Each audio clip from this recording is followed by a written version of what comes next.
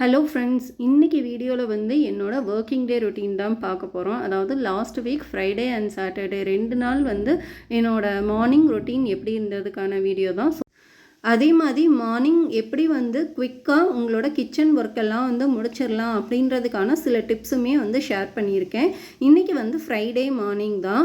So first பாலை காய்ச்சி ஒரு பக்கம் எடுத்து வச்சிட்டேன். யூஷுவலாகவே நம்மளோட வீடியோஸில் நீங்கள் பார்த்தாலே தெரிஞ்சிருக்கோம், நான் எப்பயுமே ஒயிட் ரைஸ் ஓப்பன் பாயிலிங் மெத்தடில் தான் ஸ்டீம் பண்ணி எடுப்பேன்.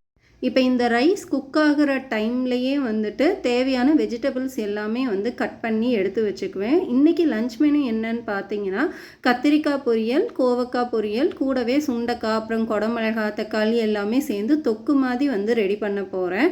என்ன தான் 2 பொரியல் செஞ்சாலுமே எனக்கு கத்திரிக்காய் கட் பண்ணுறதுக்கு ஒரு 5 நிமிஷம், அப்புறம் கோவக்காய் கட் பண்ணுறதுக்கு மொத்தமாக ஒரு 7 நிமிஷம் ஆயிருக்கும். டோட்டலாகவே 2 வெஜிடபிள்ஸையுமே கட் பண்ணுறதுக்கு ஒரு 15 மினிட்ஸ் தான் ஆச்சு.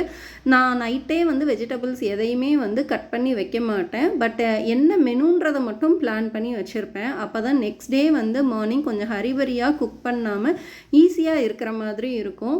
ஈவன் தான் என் கொலீக்ஸுமே கேட்பாங்க, எப்படி ஒரு 1.5 ஹவர்ஸ்லேயே எல்லா ஒர்க்கையுமே முடிச்சிடுற, ஆச்சரியமாக இருக்குது அப்படின்னு சொல்லுவாங்க. ஸோ அதுக்கான டிப் என்னன்னு பார்த்தீங்கன்னா, நான் நைட்டு என்ன மாதிரி மெனு அப்படின்றத பிளான் பண்ணி அதுக்குண்டான வெஜிடபிள்ஸ் எல்லாத்தையுமே கிச்சன் கவுண்டர் டாப் மேலேயே எடுத்து வச்சுருவேன். ஸோ மார்னிங் எந்திரிச்சது கடகடன்னு ஒர்க்கையுமே ஸ்டார்ட் பண்ணிடுவேன். அது எனக்கு ரொம்பவே ஈஸியாக இருக்கும்.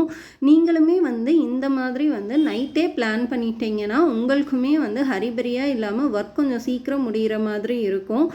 என்னோடய மார்னிங் ரொட்டீன் எப்போ ஸ்டார்ட் ஆகும்னு பார்த்தீங்கன்னா, ஒரு 4:30 to 5 o'clock எந்திரிச்சிருவேன். எந்திரிச்சு மார்னிங் ஒரு 1/2 hour to 45 minutes கண்டிப்பாக வாக்கிங் போயிடுவேன். நான் குக் பண்ண ஸ்டார்ட் பண்ணுற டைம் பார்த்தீங்கன்னா ஒரு 6:30 ஒரு 6:15 அந்த டைமில் தான் ஸ்டார்ட் பண்ணுவேன். 8 மணிக்குள்ளே இந்த கிச்சன் ஒர்க்கு, பாத்திரம் விளக்குறது, அப்புறம் வீடு கூட்டுறது எல்லாமே முடிச்சுட்டு லஞ்சும் பேக் பண்ணிவிட்டு பிரேக்ஃபாஸ்ட்டும் ப்ரிப்பேர் பண்ணிவிட்டு நான் கிளம்பிடுவேன். இப்போ கோவக்காய்க்கும் ஒரு பக்கம் கட் பண்ணி வச்சுட்டேன். அடுத்ததாக கத்திரிக்காய் பொரியலுமே ஒரு பக்கம் ரெடி ஆகிட்டுருக்கு. அடுத்ததாக இந்த காய் பார்த்திங்கன்னா சுண்டைக்காய். இது பச்சை சுண்டைக்காய். யூஷுவலாக இந்த வத்த குழம்புக்கெல்லாம் காஞ்ச சுண்டைக்காய் யூஸ் பண்ணுவோம். பட் பச்சை சுண்டைக்காயில் தான் நிறையா சத்து இருக்குது. நான் என்ன பண்ணியிருக்கேன்னு பார்த்தீங்கன்னா, இந்த பச்சை சுண்டைக்காயில் நிறைய விதை இருக்கும். இந்த விதையெல்லாம் நம்ம அப்படியே சாப்பிடக்கூடாது. அதனால் இந்த மாதிரி ஒரு சின்ன உரல் எடுத்து கொஞ்சம் கொஞ்சமாக இந்த காயை போட்டு இந்த மாதிரி மெதுவாக ப்ரெஸ் பண்ணி தட்டினீங்கன்னா அந்த விதையெல்லாம் ஓரளவுக்கு வந்துடும். இந்த மாதிரி நம்ம கலெக்ட் பண்ணி வச்சுட்டு நல்லா ஒரு 3 to 4 times வாஷ் பண்ணி எடுத்துக்கணும். அப்போ தான் இதில் இருக்க விதை எல்லாமே வெளியில் வந்துடும். இந்த பச்சை சுண்டைக்காயில் அவ்வளோ சத்துக்கள் இருக்குது. இந்த வயிற்று புண்ணு சம்மந்தமான பிரச்சனைக்கெல்லாம் இந்த பச்சை சுண்டைக்காய் அவ்வளோ ஒரு நல்ல அருமருந்து. பட் இப்போ இருக்க டைமில் யாருமே நம்ம இதை சாப்பிட்றதும் இல்லை. அதுக்கேற்ற மாதிரி இந்த சுண்டைக்காய் கிடைக்கிறதுமே ரொம்ப ரொம்ப ரேராக இருக்குது. எனக்கே இது ஒரு 1 week அப்புறம் தான் கிடைச்சது. ஒருவேளை உங்களுக்கு இந்த மாதிரி பச்சை சுண்டைக்காய் கிடைச்சது அப்படின்னா கண்டிப்பாக அதை யூஸ் பண்ணுங்க. இதை வச்சு நிறைய ரெசிபீஸ் பண்ணலாம். சட்னி பண்ணலாம், புளிக்குழம்பு பண்ணலாம். இப்போ நான் உங்களுக்கு தொக்கு மாதிரி செஞ்சு காட்ட போகிறேன். ஸோ இப்போ கத்திரிக்காய் பொரியல் ஒரு பக்கம் ரெடி ஆகி முடிஞ்சிருச்சு ஆல்மோஸ்ட். அடுத்தது பார்த்திங்கன்னா கோவக்காய் பொரியல் தான் ரெடி பண்ண போகிறேன். கோவக்காய்க்கு தண்ணியில் உப்பு, மஞ்சள் தூள் சேர்த்து ஒரு 10லேருந்து 15 நிமிஷம் நல்லா குக் பண்ணி எடுத்துகிட்டு கடைசியாக தாளித்து விட்டோன்னா அவ்வளோதான், கோவக்காய் பொரியல் ரெடி ஆயிரும். இப்போ இந்த தொக்குக்காக ஒரு பக்கம் இந்த குடமிளகாயை நான் கட் பண்ணி எடுத்துக்கிறேன். இப்போ நான் செய்ய போகிற இந்த சுண்டைக்காய் தொக்கு சாதத்தோடு பிசைஞ்சு சாப்பிட்றப்ப சூப்பராக இருக்கும். கண்டிப்பாக உங்களுக்கு சுண்டைக்காய் கிடச்சதுன்னா இந்த மாதிரி ஒரு தடவை ட்ரை பண்ணி பாருங்கள். இந்த குடமிளகாயை இந்த மாதிரி குட்டி குட்டி பீசஸாக கட் பண்ணி எடுத்துக்கிறேன். இது கொஞ்சம் பெரிய குடமிளகாய் இருக்கிறதுனால நான் இதில் பாதி தான் கட் பண்ணி எடுக்க போகிறேன். மார்னிங் நான் குக் பண்ண வரப்போ ஃபஸ்ட்டு லஞ்ச் ஒர்க்கை தான் முடிச்சு வைப்பேன். பிரேக்ஃபாஸ்ட் அதுக்கப்புறம் ஒரு 20 to 25 minutesலேயே ரெடி பண்ணிடுவேன். ஏன்னா லஞ்ச் ஒர்க்கு தான் பெரிய ஒர்க்காக இருக்கும். இப்போ நான் ஒரு 6:30 அந்த மாதிரி லஞ்ச் ஒர்க் ஸ்டார்ட் பண்ணேன்னா ஒரு 7:15க்கெலாம் லஞ்ச் ஒர்க் எல்லாமே முடிஞ்சிடும். ஒரு 45 minutes தான் ஆகும். அதுலேயுமே இன்றைக்கி பார்த்தீங்கன்னா கொஞ்சம் இந்த 2 பொரியல், தொக்கு, சாதம் இந்த மாதிரி ப்ரிப்பேர் பண்ணுறதுனால கொஞ்சம் டைம் ஆகுது. இல்லை ஏதாவது 1 pot ரைஸ் மாதிரியெல்லாம் பிளான் பண்ணேன் அப்படின்னா ஒரு 1/2 hourலேயே லஞ்ச் ஒர்க் எனக்கு முடிஞ்சிடும். இப்போ ஒரு பேனில் நல்லெண்ணெய் சேர்த்துருக்கேன். கடுகு உளுந்து போட்டு கொஞ்சமாக கருவேப்பிலை சேர்த்துட்டு இப்போ இதெல்லாம் பொரிஞ்சதுக்கப்புறமா ஆல்ரெடி கட் பண்ணி வச்சுருந்த அந்த குடமிளகாயையும் சேர்த்துட்டு கூடவே க்ளீன் பண்ணி வச்சுருந்த சுண்டைக்காவையும் சேர்த்துட்டு இந்த டிஷ்ஷுக்கு தேவையான அளவுக்கு உப்பு சேர்த்துக்கிறேன். அடுத்ததாக ஒரு 2 நிமிஷத்துக்கு அப்படியே வந்து வதக்கி விடணும். நல்லெண்ணெயில் இந்த சுண்டக்காய் வதக்கிறப்போ டேஸ்ட் ரொம்பவே சூப்பராக இருக்கும். அதே மாதிரி வந்துட்டு இந்த ரெசிபி சுண்டக்காய் வச்சு பண்ணுற ரெசிபி எல்லாத்துக்குமே நல்லெண்ணெய் சேர்த்து பண்ணுங்கள். அப்போ தான் வந்து டேஸ்ட் ரொம்பவே நல்லாயிருக்கும். ஏன்னா சுண்டைக்காயில் வந்துட்டு கொஞ்சம் துவர்ப்பு அப்புறம் கசப்பு தன்மையெல்லாம் வந்து இருக்கிற மாதிரி இருக்கும். அதனால் வந்து நீங்கள் நல்லெண்ணெய் சேர்த்து ட்ரை பண்ணுங்கள். இப்போ இதை வதக்கிட்டு மூடி போட்டு ஒரு 5லேருந்து 7 நிமிஷம் ஸ்லோ ஃப்ளேம்லேயே வச்சு குக் பண்ணி எடுங்க. அப்போ தான் இது நல்லா குக் ஆகும். ஸோ இப்போ இதுக்கப்புறமா வந்துட்டு நான் சைட் பை சைடாக மார்னிங் பிரேக்ஃபாஸ்ட்டுக்காக இடியாப்பம் அப்புறம் தேங்காய் பால் தான் வந்து பிளான் பண்ணியிருக்கேன். ஸோ தேங்காய் பால் எடுக்கிறதுக்காக தேங்காவை தான் கட் பண்ணிகிட்ருக்கேன். நான் என்ன பண்ணுவேன் அப்படின்னா சண்டேவே வந்து தேங்காவை ஒரு முழு தேங்காவை உடச்சி இந்த மாதிரி ஃப்ரிட்ஜில் ஸ்டோர் பண்ணி வச்சுருவேன். பட் துருவி எடுத்து வைக்க மாட்டேன். எனக்கு வந்து தேங்காவை துருவி எடுத்து வச்சா அந்தளவுக்கு வந்துட்டு ஃப்ரெஷ்ஷாக இருக்கிற மாதிரி தெரியல. அதனால தான் இந்த மாதிரி பிளான் பண்ணுறேன்.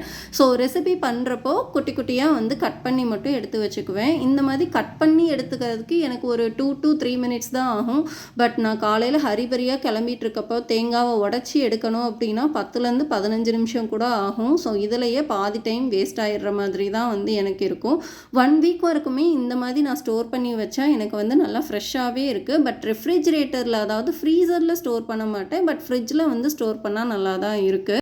அதே மாதிரி இந்த மாதிரி தேங்காய் பால் இடியாப்பம் ஆப்பத்துக்கெலாம் நீங்கள் செய்கிறீங்க அப்படின்னா தேங்காய் எந்த அளவுக்கு எடுக்கிறீங்களோ அதில் பாதி அளவுக்கு வந்து பொட்டுக்கடலை அப்புறம் 2 ஏலக்காய் சேர்த்து கொஞ்சமாக வந்து வெதுவெதுப்பான தண்ணி சேர்த்து அரைச்சிங்க அப்படின்னா தேங்காய் பால் ரொம்பவே நல்லாயிருக்கும்.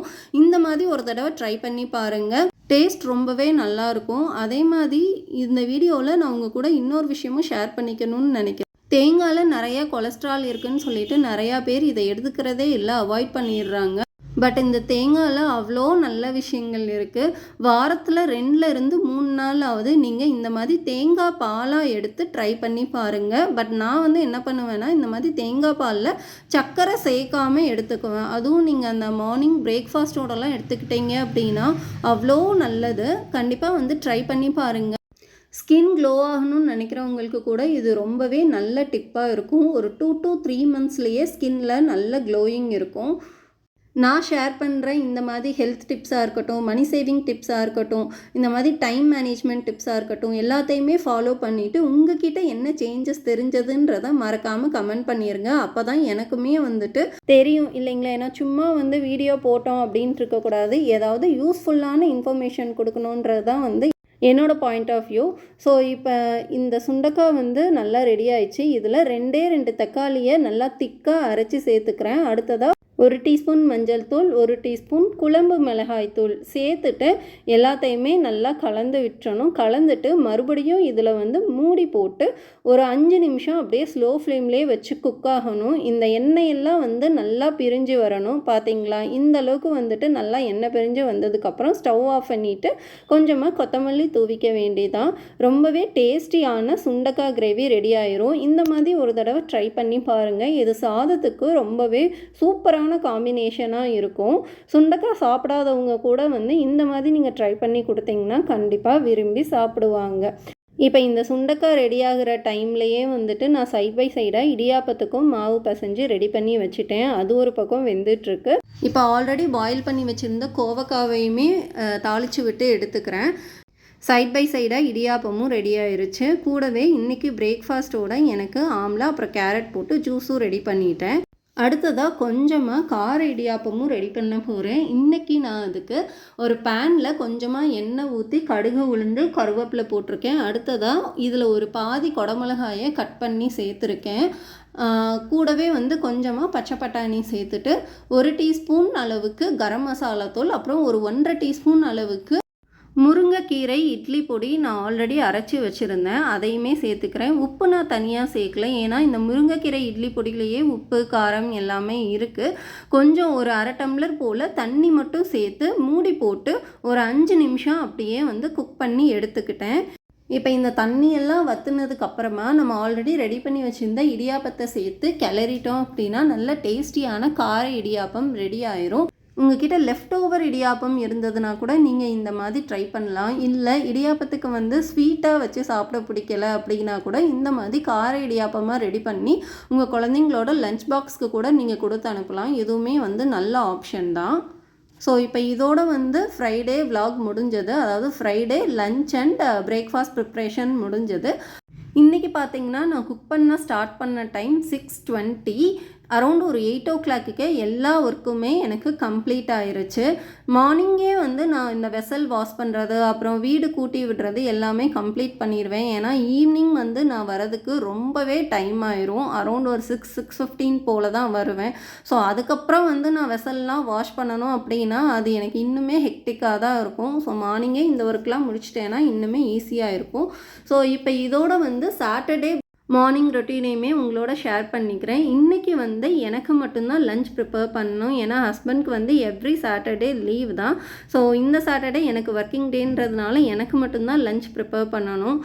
இந்த உமன்ஸ் கிட்டலாம் இருக்கிற ஒரு பெரிய பிரச்சனையே என்ன அப்படின்னா, நம்ம ஃபேமிலி மெம்பர்ஸ்க்காக குக் பண்ணுறோம் அப்படின்னா நல்லாவே வந்து பார்த்து பார்த்து குக் பண்ணுவோம். பட் அதே சமயம் நமக்கு ப்ரிப்பேர் பண்ணணும் அப்படின்னா ரொம்பவே சோம்பேறித்தனமாக இருக்கும். எங்கேருந்து தான் இந்த சோம்பேறித்தனம் வரும்னு தெரியல. ஈவன் தோ நானுமே முன்னாடியெல்லாம் அப்படி தான் இருப்பேன். பட் ஏன் நம்ம அப்படி இருக்கணும்? நம்மளுக்காக வந்து குக் பண்ணிக்கிறதுல என்ன தப்பு இருக்குது? So self care is very very important. நம்ம ஹெல்த்தை நம்ம தான் பார்த்துக்கணும் இல்லைங்களா? ஸோ இன்றைக்கி என்னோடய லஞ்சுக்காக வந்து ஃபஸ்ட்டு சுண்டல் வந்து பாயில் பண்ணி எடுத்துட்டேன். அடுத்ததான் இன்றைக்கி ஒரு வெஜ் ரைஸ் தான் ரெடி பண்ண போகிறேன். ஸோ அதுக்கு வந்து ஃபஸ்ட்டு கேபேஜ் கட் பண்ணி எடுத்துட்டேன். அடுத்ததாக கேரட் கட் பண்ணிகிட்ருக்கேன்.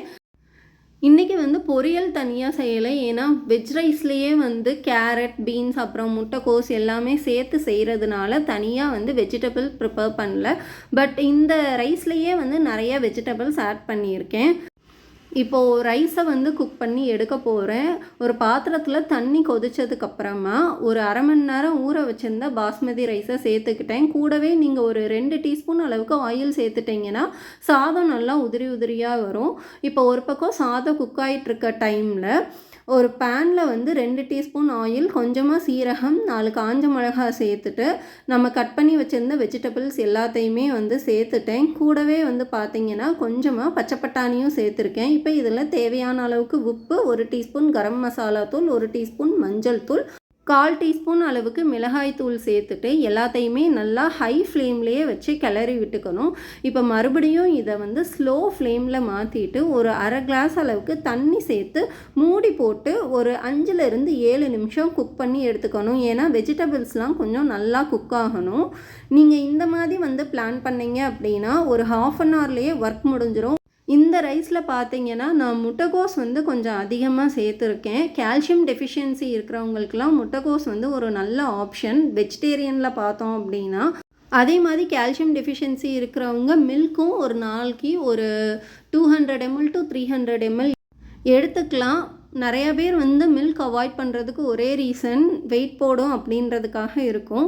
பட் இதுக்கு ஒரு சின்ன டிப் என்னென்னா, நீங்கள் சுகர் ஆட் பண்ணாமல் எடுத்துக்கிட்டிங்கன்னா அந்தளவுக்கு வந்துட்டு இது வெயிட் இன்க்ரீஸ் பண்ணி விடாது. ஸோ இதுவுமே வந்து ஒரு நல்ல டிப் தான். இப்போ ஒரு 5 மினிட்ஸில் இது குக் ஆயிருச்சு. சைட் பை சைடாக ரைஸும் குக் ஆயிருச்சு. ரெண்டையுமே போட்டு கிளறிட்டு கடைசியாக கொஞ்சமாக ஒரு அரை டீஸ்பூன் அளவுக்கு மிளகுத்தூள் சேர்த்துக்க வேண்டியதான் காரத்துக்கு ஏற்ற மாதிரி. இந்த ரைஸ்க்கு வந்து காலிஃப்ளவர் பக்கோடா இல்லைனா பன்னீர் ஃப்ரைஸ் இந்த மாதிரிலாம் நீங்கள் ட்ரை பண்ணிங்கன்னா நல்லா காம்போவாக இருக்கும். ஸோ அவ்வளோதான், இதோட இந்த vlog முடியுது. இந்த ரெசிபீஸ்லாம் ட்ரை பண்ணிவிட்டு எப்படி இருந்ததுன்னு கமெண்ட் பண்ணுங்கள். அப்போ தான் அது உங்களுக்கு எந்த அளவுக்கு யூஸ்ஃபுல்லாக இருந்துச்சுன்றது எனக்கு தெரியும். தேங்க்யூ ஃபார் வாட்சிங். வீடியோ பிடிச்சிருந்தா மறக்காமல் சப்ஸ்கிரைப் பண்ணிக்கோங்க, லைக் பண்ணிக்கோங்க.